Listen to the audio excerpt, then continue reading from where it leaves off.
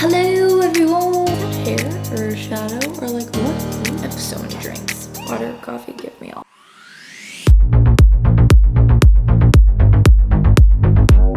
I have coffee and I have water because we're getting serious today. One of the things that as a planner is really, really high on my priority list is ceremony. C-E-R-E-M-O-N-Y, C-E-R-E-M-O. I think I could spell that right a third time, but seriously, it's really high on my list as a planner because I want to get it right. I want you guys to feel this like magical moment as bride and groom. So I'm going to give you guys 10 things that you can take when you're planning to avoid to have a stress-free wedding ceremony. Yeah, stress-free. Everyone needs a stress-free wedding ceremony because it is one of the things that I sweat the most about because there's a lot of little nuances, there's a lot of emotion. Just by default, it's going to be a little bit stressful. You're literally committing forever to somebody. There's a lot of butterflies, there's a lot of nerves, there's a lot of attention on the bride and groom, and some bride and grooms don't like that. So these are the things that I think really, really help to avoid that like stress city thing. Number one is not having a rehearsal. Oh, it's so important. I don't care if you've been a bridesmaid or a groomsman or whatever 100 bazillion times. You know how this goes, you were salsa and you were salsa. Your wedding party is unique. Your ceremony, albeit maybe be very traditional, it's still a different group of people. You might have some people that have never been a bridesmaid, never been in a wedding party, and they're nervous. Family that's involved might be like, this is like the most special day of my life. Having that rehearsal to do things like the flower pass, the giving of the bride, those things, rehearsing them are massively important. Another thing during rehearsal that you work out is like kinks. Every time I do a rehearsal, there is something that changes. Seating that changes, there's somebody that gets added in. You don't have that rehearsal on your day of and you're like, where's Bobby Joe and Aunt Mary gonna sit? Bobby Joe and Aunt Mary. Hello, can you tell I'm in the Christmas spirit? Bobby Joseph and Aunt Mary the Virgin. Where are they gonna sit? And so then it's like massive panic. My guest from Minnetonka is in their seat and I need that stuff to move and I was have a rehearsal. Case in point. I'm not saying that it has to be the night before. You can work with your coordinator and slate in enough time to do it the day of.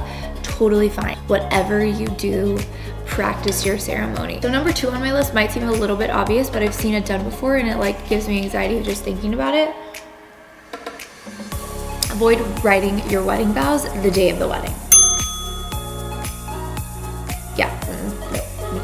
Ooh, I'm just like sweating thinking about it. I have to say these in front of like maybe 75 to 100 people. Am I saying the right thing? Is this enough? Is this positive? I would start writing your wedding vows like a month before the wedding minimum and have them finalized 2 weeks before. Or if you want to just like avoid that process altogether, do more traditional. You can do like JP and I did, and we were already nervous enough for our ceremony, so we did not write vows and we just did very, very traditional. We wrote letters to each other. Again, don't do that the day of. I did that. I was stressed about it. I should have done it like the week before. The traditional vows are pretty powerful. Every time I do a wedding, I cry during vows because I just think about like how committed that you are to your spouse. I'm emotional. But if you are writing your own vows, things to avoid, doing them the day of. Numero tres. Oh, Foster counted to 7 the other day. Like, what? One thing to avoid to have a stress-free ceremony is not knowing your officiant.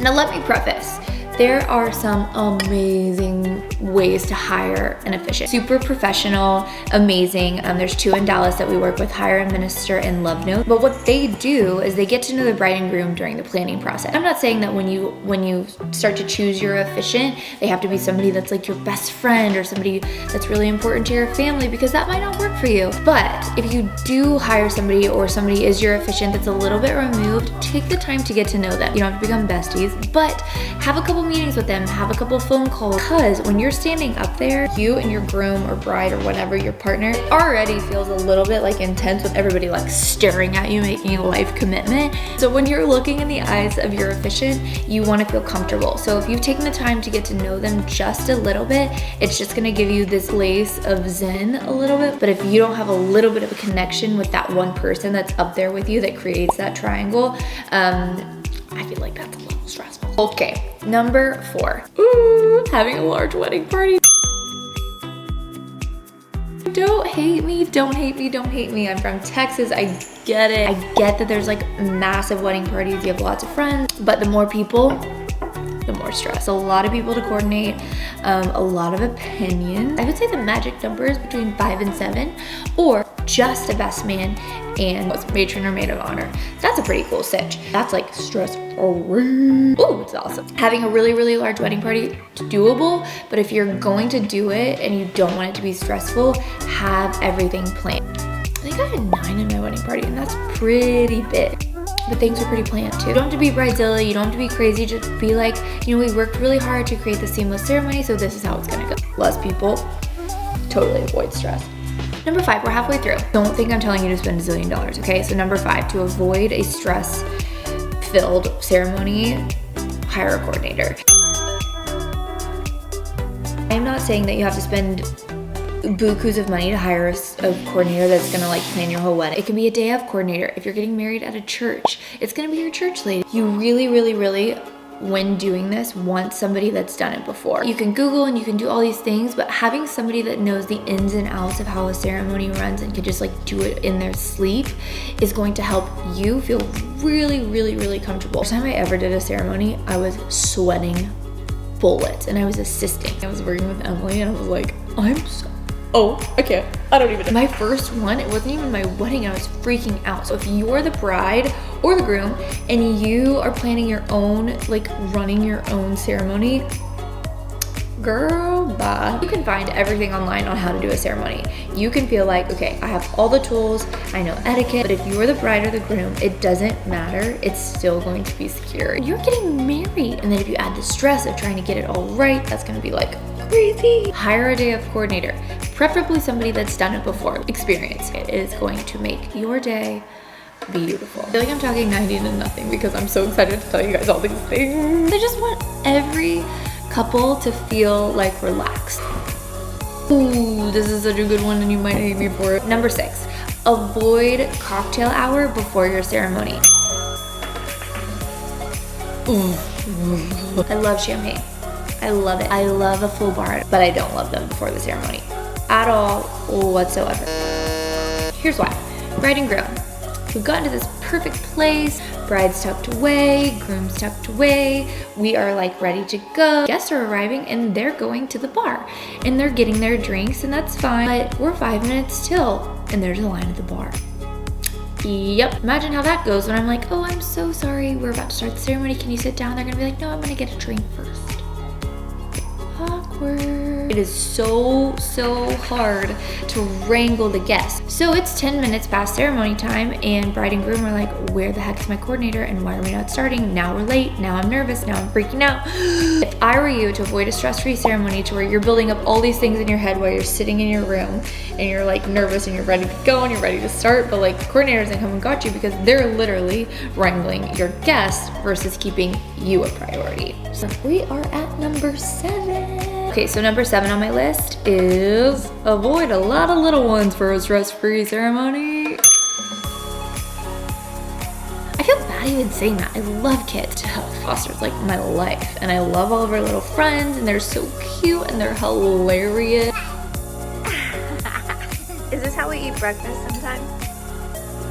But I don't love the chaos that ensues when they're all together and it has to do with your wedding ceremony. We all love that hilarious, cute flower girl moment. The ring bearer walking down the aisle. Oh, melt my heart. If you have 7 of those little guys, there's more room for like crazy, hilarious, America's Funniest Home Video moment. I am all for like including family. If you can minimize the little kids to 2, then you're gonna get that cute moment, but you're not gonna be like, okay, move on. And wrangling them during the day of, they usually get tired, they miss their nap. So if you are gonna have little ones, make sure they come to the rehearsal, get them comfortable with the space, let them know what they're gonna have to do.